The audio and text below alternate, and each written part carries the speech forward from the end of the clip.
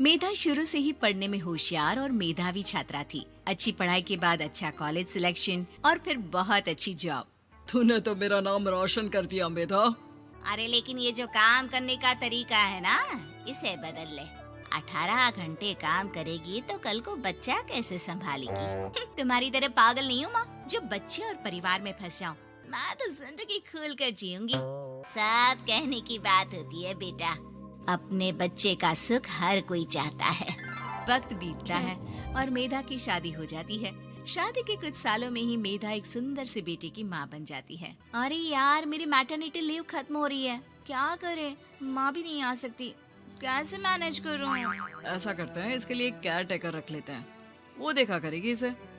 मेधा को पति की बात जंच जाती है और वो केयर टेकर की तलाश शुरू कर देती है। एक दिन उन लोगों के घर एक महिला आती है जो दिखने में पढ़ी लिखी लगती है।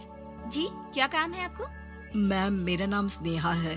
आपका एड देखा केयर टेकर का, क्या मैं आपके यहाँ काम कर सकती हूँ? हाँ, क्यों नहीं, लेकिन आप तो अच्छे घर की लगती हैं, फिर नौकरी क्यों? दरअसल मेरे ससुराल वालों ने मुझे घर से निकाल दिया क्योंकि मैं माँ नहीं बन सकती और माता पिता भी नहीं है इस दुनिया में। तो अरे कोई बात नहीं, तुम लक्ष्य को ही अपना बच्चा समझो और यहीं रहना, और किसी भी चीज की जरूरत हो ना तो बता देना। नेहा खुशी खुशी लक्ष्य को संभालने लगती है। रात को जब मेधा घर पर आती है, अरे क्या बात है स्नेहा, तुमने खाना नहीं खाया क्या? अरे दीदी, आपका बेटा टाइम दे तब ना। अरे तो जब वो सोता है तब खा लिया करो। तब तो मैं इसके पास ही बैठी रहती हूँ। कोई मच्छर या कीड़ा काट ले लक्ष्य को तो अब आप पकड़ो, मैं खाना खा लेती हूँ। स्नेहा वहाँ से चली जाती है। बहुत ही अच्छे से ख्याल रख रही है ये लक्ष्य का। मेधा, इतना तो शायद तुम भी ध्यान नहीं देती। मेधा को पति की बात बुरी तो लगती है, लेकिन कुछ नहीं कहती। धीरे धीरे स्नेहा मेधा और उसके पति के साथ बाहर भी जाने लगी। सुनो, स्नेहा को भी बाजार ले चलते हैं, वो क्या है ना, लक्ष्य को देख लेगी जब तक मैं शॉपिंग कर लूंगी। हाँ चलो, वैसे मैं चाह रहा था कि लक्ष्य को लेकर हम दोनों ही चलते।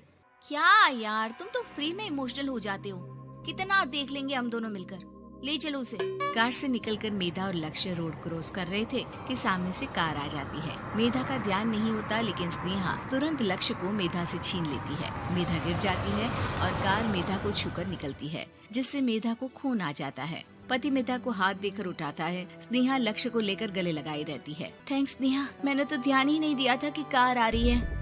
स्नेहा का गुस्सा मालकिन पर टूट पड़ता है।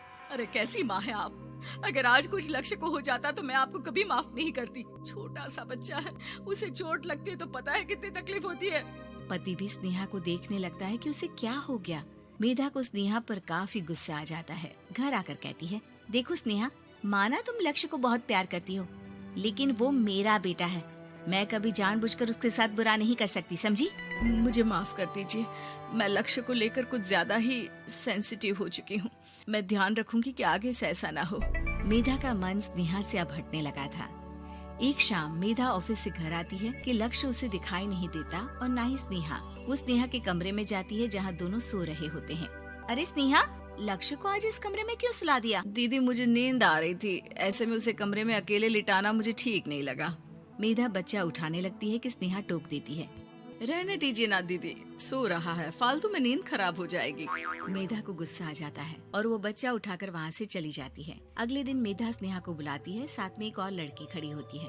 स्नेहा, अब तुम अपना कुछ और देख लो, हम लोगों को नई केयर टेकर मिल गई है, तुम इस हफ्ते घर छोड़ देना। स्नेहा का मन लक्ष्य को छोड़ने का नहीं करता, लेकिन नौकरी तो नौकरी होती है ना। स्नेहा घर से चली जाती है। धीरे धीरे महीने और साल बीतते जाते हैं और लक्ष्य एक नौजवान लड़का हो जाता है। लक्ष्य, आज मुझे मंदिर जाना है, ले चलोगे? ठीक है माँ, एक काम करके अभी वापस आता हूँ, तब तक आप और पापा दोनों तैयार हो जाइए। दोनों तैयार होकर बैठ जाते हैं, लेकिन लक्ष्य काफी देर तक नहीं आता। अरे मेधा, फोन तो करो लक्ष्य को, देखो क्या हो गया उसे। मेधा फोन करती है तो पता चलता है कि लक्ष्य का एक्सीडेंट हो गया है और वो सिटी अस्पताल में है। जल्दी चलिए, पता नहीं कैसा होगा मेरा बेटा। अरे चिंता ना करो, सब ठीक होगा, मैं अभी कार निकालता हूँ। दोनों मियाँ बीवी अस्पताल पहुँचते हैं, जहाँ वो लोग देखते हैं कि लक्ष्य बिस्तर पर पड़ा होता है। एक महिला इन्हें यहाँ लेकर आई है, वो वहाँ बैठी है, लेकिन फिलहाल तो आप लोगों को इनके लिए किडनी का प्रबंध करना होगा। एक्सीडेंट में इसकी किडनी डैमेज हो गई है। मेरी ले लीजिए डॉक्टर साहब, मेरे बेटे को बचा लीजिए। नहीं नहीं, आप माँ हैं, आपकी नहीं ले सकते, पिता की भी नहीं। आप किसी रिलेटिव या दोस्त से पता कर लें, और हाँ थोड़ा जल्दी करें क्योंकि देर होने से मामला बिगड़ सकता है। मेधा बैठकर रोने लगती है कि वहाँ डॉक्टर आ जाते हैं। जिस औरत ने आपके बेटे को यहाँ भर्ती कराया था वो अपनी किडनी आपके बेटे को देना चाहती है। हाँ? कौन है वो? कहाँ है वो? तभी वहाँ स्नेहा आ जाती है। स्नेहा तुम?